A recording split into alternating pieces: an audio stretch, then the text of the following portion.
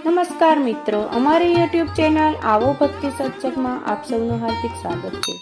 તો મિત્રો, આજના આ વિડીયોમાં આપણે અન્નપૂર્ણામાનું વ્રત કેવી રીતે કરવું, તે વ્રત કરવાથી કયું ફળ મળે છે અને પછી તેની કથા સાંભળીશું। તો વિડીયોના અંત સુધી બન્યા રહેજો। વિડીયો પસંદ આવે તો લાઈક કરી, ચેનલ પર નવા હોય તો ચેનલને આજે જ સબસ્ક્રાઈબ કરી લેજો, જેથી કરીને આવા ધર્મ ભક્તિના વિડીયો આપ સુધી પહોંચતા રહે। માં અન્નપૂર્ણામાનું વ્રત માગસર સુદ છઠના દિવસે શરૂ થાય છે। તે 21 દિવસ સુધી કરવામાં આવે છે। આ વ્રત કરનારે સવારે નાઈ ધોઈ માં અન્નપૂર્ણામાની કથા વાર્તા સાંભળવી જોઈએ। માને ઘીનો દીવો પ્રગટાવી તેની આરતી ઉતારવી જોઈએ। તેને પ્રસાદી ધરવી જોઈએ। વ્રત કરનારે 21 દિવસ સુધી એકટાણા કરવા જોઈએ। ભૂલથી જો કોઈ વસ્તુ પણ ખવાઈ જાય તો બીજા દિવસે નકોડો ઉપવાસ કરવો જોઈએ। આ વ્રત કરવાથી ભૂખ્યાને અન્ન મળે છે, વાંચ્યાને પુત્ર પ્રાપ્ત થાય છે, ગરીબને ધન સંપત્તિ મળે છે અને આપણી બધી મનોકામનાઓ પૂર્ણ થાય છે। આપણા અંડા ભંડાર ક્યારેય ખૂટતા નથી। હવે મિત્રો, આપણે અન્નપૂર્ણામાના વ્રતની કથા સાંભળીશું। કાશી નગરીમાં એક બ્રાહ્મણી રહે છે। બ્રાહ્મણનું નામ ધર્મપાલ અને બ્રાહ્મણીનું નામ ધનલક્ષ્મી હતું। બ્રાહ્મણ ધર્મપાલમાં તેના નામ પ્રમાણે ગુણ હતા। તે ખૂબ જ ધર્મપરાયણ, વિદ્વાન અને ભારે મહેનતુ હતો। બ્રાહ્મણીનું નામ ધનલક્ષ્મી, પણ તેમના ઘરમાં સહેજ પણ ધન જોવા મળતું નહીં। બ્રાહ્મણ આખો દિવસ મહેનત કર્યા કરે તો માંડ તેમને પેટ પૂરતું ખાવા મળે। ઘણીવાર તો તેમને ભૂખ્યા રહીને પણ દિવસો પસાર કરવા પડ્યા। એક દિવસ ધનલક્ષ્મીએ કંટાળીને કહ્યું, હે નાથ, હવે તો હું આવી ગરીબીથી કંટાળી ગઈ છું। આપ આ ગરીબી દૂર કરવાનો કોઈ ઉપાય વિચારો। મારાથી હવે આ દુઃખ વેઠાતું નથી। ધર્મપાલ બ્રાહ્મણે ખૂબ વિચાર કર્યો। પછી તેણે કહ્યું, આપણી ગરીબી દૂર કરવા માટે ભગવાન શંકરની આરાધના કરવી પડશે। ભગવાન ભોળાનાથ જરૂર આપણને સહાય કરશે। આમ કહી તેણે પત્નીની મંજૂરી લઈ પોતે કાશી વિશ્વનાથ મહાદેવના મંદિરે ગયો। તેણે મહાદેવજીને પ્રસન્ન કરવા માટે સતત 3 દિવસ સુધી ભૂખ્યા તરસ્યા બેસી રહી ઓમ નમઃ શિવાયના જાપ જપવા લાગ્યો। બ્રાહ્મણની ઉગ્ર તપસ્યા જોઈ ભોળાનાથ પ્રસન્ન થયા। તેમણે બ્રાહ્મણને દર્શન તો ન દીધા, પણ ગેબી અવાજમાં કહ્યું, અન્નપૂર્ણા, અન્નપૂર્ણા। બ્રાહ્મણને આ ગેબી અવાજમાં કાંઈ ખબર પડી નહીં। તેણે ઘરે આવીને પોતાની પત્ની ધનલક્ષ્મીને આની વાત કરી। ધનલક્ષ્મી પણ આ સંકેતનો અર્થ સમજી શકી નહીં। આથી બ્રાહ્મણે પોતાના આડોશ પાડોશીને આવી વાત કરી। ત્યારે બધા લોકો તેની મસ્કરી કરીને હસી કાઢવા લાગ્યા।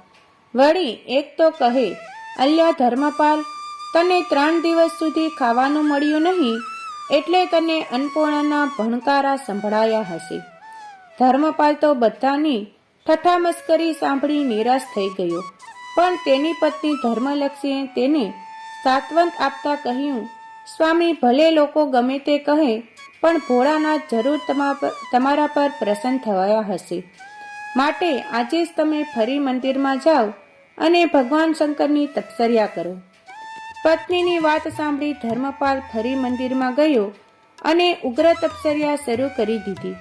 આ વખતે પણ તેણે સતત 3 દિવસ સુધી ભૂખ્યા તરસ્યા રહીને તપ કર્યું। એટલે ચોથા દિવસે ફરી પેલી દિવ્યવાણી સંભળાઈ, હે બ્રાહ્મણ, તારી ભક્તિથી હું ખૂબ જ પ્રસન્ન થયો છું। તું અન્નપૂર્ણા દેવીના નામનો મંત્ર જપતો જપતો પૂર્વ દિશામાં ચાલ્યો જા। ત્યાં અન્નપૂર્ણા દેવી જરૂર તારી ઉપર કૃપા કરશે। બ્રાહ્મણને આંખો ખોલીને જોયું તો ત્યાં કોઈ હતું નહીં। તે તો તરત જ ભગવાન શંકરને પ્રણામ કરી અન્નપૂર્ણા દેવીના નામનો મંત્ર જપતો જપતો પૂર્વ દિશામાં ચાલવા લાગ્યો। તે થોડેક દૂર ગયો હશે કે રસ્તામાં એક સુંદર સરોવર આવ્યું। એ સરોવરની પાળે સુંદર બગીચો હતો। ત્યાં કેટલીક સ્ત્રીઓ ટોળે વળીને કંઈક પૂજા વિધિ કરી રહી હતી। ધનપાલ તે સ્ત્રીઓ પાસે ગયો અને બોલ્યો, બહેનો, તમે આ શું કરો છો? કોની પૂજા કરો છો? ટોળામાંની એક સ્ત્રી બોલી, ભાઈ, અમે બધા અન્નપૂર્ણામાનું વ્રત કરીએ છીએ। ધર્મપાલ બોલ્યો, બહેનો, આ વ્રત કઈ રીતે થાય અને તે વ્રત કરવાથી શો ફાયદો થાય છે? પેલી સ્ત્રી બોલી, આ વ્રત માગસર સુદ છઠના દિવસે શરૂ કરવામાં આવે છે. દોરાની 21 શેરો લઈ તેની 21 ગાંઠો વાળી તે દોરો જમણા હાથે બાંધવો. 21 દિવસ સુધી એકટાણા કરવા. દરરોજ માતાજીના નામનો ઘીનો દીવો કરવો. કથા વાર્તા સાંભળવી. 21 દિવસ થાય એટલે વ્રતનું ઉજવણું કરવું, એટલે યથાશક્તિ દાન આપવું. આ વ્રત કરવાથી ભૂખ્યાને અન્ન મળે, વાંજ્યાને પુત્રની પ્રાપ્તિ થાય, ગરીબને ધન સંપત્તિ મળે અને તમારી ધારેલી કોઈ પણ મનોકામનાઓ પૂરી થાય. ભાઈ, તમારે આ વ્રત કરવું છે? હા, તો આ લો દોરો. ધનપાલે તો દોરો લઈ પોતાની જમણા હાથે બાંધી દીધો અને ભાવપૂર્વક અન્નપૂર્ણા માતાજીનું વ્રત આદર્યું. ધનપાલને તો આ વ્રત લેતાની સાથે ચમત્કારી લાભ મળવા માંડ્યો. તે જેવો સરોવરના પગથિયે પાણી પીવા ગયો ત્યાં તેને હીરા માણેકને મોતી જોવા મળ્યા. ધનપાલ તો તેની સમક્ષ જોઈને ડખાઈ ગયો. તેણે જલ્દી બધા હીરા માણેકને મોતી લઈ પોતાની જોરીમાં નાખ્યા. પછી તે સરોવરમાં થોડો વધારે ઉતર્યો કે પાણીમાં આપોઆપ રસ્તો થઈ ગયો. આ જોઈને તેને ઘણી નવાઈ લાગી. તે ધીરે ધીરે સરોવરમાં નીચે ઉતરતો ગયો ત્યાં તેને એક સોનાનું મંદિર દેખાયું. એ મંદિરમાં કમાડ રૂપાના અને તેના ઝરૂખામાં રત્નો હતા. તે મંદિર ખૂબ જ ગજારા મારતું હતું. સરોવરમાં આવું મંદિર જોઈ ધનપાલ બ્રાહ્મણ તો અસબાવા પડી ગયો. તે મંદિરમાં જતા ખસકાયો. પછી હિંમત ભેગી કરી ધીરે ધીરે મંદિરમાં દાખલ થયો. ત્યાં માતાજી હિંડોળા ખાટ ઉપર હિસકતા હતા. હજારો લાખો સૂર્યના તેજ પણ જ્યાં ઝાંખા લાગે એવા માં અન્નપૂર્ણામાં ચમકતા શહેરો જોઈ બ્રાહ્મણ તો ડખાઈ ગયો. પણ તરત જ સ્વસ્થતા કેળવી તેણે માતાજીને સાષ્ટાંગ દંડવત પ્રણામ કર્યા. માં અન્નપૂર્ણા બ્રાહ્મણને જોઈ મંદ મંદ હસવા લાગ્યા. માં અન્નપૂર્ણા બ્રાહ્મણના મનની વાત કળી ગયા. તેમને બ્રાહ્મણને આશીર્વાદ આપતા કહ્યું, હે વત્સ, તારું કલ્યાણ થાવ. મારા આશીર્વાદથી તારું સઘળું દુઃખ દારિદ્રતા દૂર થાય. માના આશીર્વાદ મેળવી બ્રાહ્મણ ઘરે આવ્યો. ઘરે આવી તેણે પોતાની પત્નીને સઘળી વાત કરી. પછી પોતાની સાથે લાવેલા હીરા માણેક અને મોતી પણ બતાવ્યા. બ્રાહ્મણી તો આ જોઈ રાજી રાજી થઈ ગઈ. બ્રાહ્મણે પોતાની સાથે લાવેલા હીરા માણેકમાંથી વેપાર શરૂ કર્યો. માં અન્નપૂર્ણાની કૃપાથી થોડા સમયમાં તો તે અઢળક સંપત્તિનો માલિક બની ગયો. એક સમયનો ભિખારી ધનપાલ આજે મોટો કરોડપતિ બની ગયો. બ્રાહ્મણી માં અન્નપૂર્ણાના ગુણગાન ગાતા ગાતા સુખમાં દિવસો વિતાવવા લાગ્યા. આમને આમ ઘણા દિવસો પસાર થઈ ગયા, છતાં બ્રાહ્મણ દંપતીને સંતાન સુખ પ્રાપ્ત થયું નહીં. આથી બ્રાહ્મણીએ કહ્યું, હે સ્વામી, માં અન્નપૂર્ણાના આશીર્વાદથી આપણું દરિદ્રતા તો દૂર થઈ ગઈ, પણ સંતાન સુખ મળ્યું નહીં. હું આપને વિનંતી કરું છું કે આપ બીજા લગ્ન કરી લો, જેથી આ દુઃખ પણ આપણું દૂર થઈ શકે. બ્રાહ્મણીનો આવો વિચાર સાંભળી ધનપાલ તો અસંબામાં પડી ગયો. તેણે બ્રાહ્મણીને ના પાડી દીધી, પરંતુ પત્નીએ તેને ખૂબ જ આગ્રહ કર્યો ત્યારે ધનપાલ બીજા લગ્ન કરવા માટે તૈયાર થયો. બ્રાહ્મણીએ એક કન્યા શોધી કાઢી. તેની સાથે બ્રાહ્મણના લગ્ન કરાવ્યા. તેનું નામ જમના હતું. બ્રાહ્મણી બીજી પત્ની જમના અભિમાની, ક્રોધી સ્વભાવની અને ઝેરેલી હતી. તે ખૂબ જ નાસ્તિક હતી.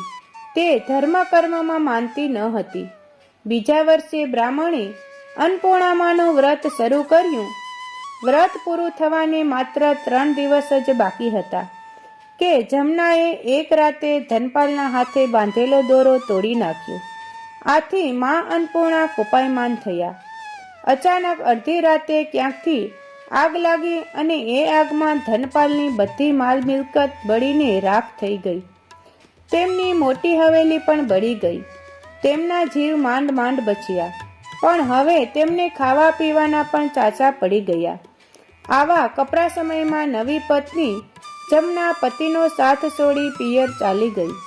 પણ જૂની પત્ની ધનલક્ષ્મી પોતાના પતિ સાથે જ રહી.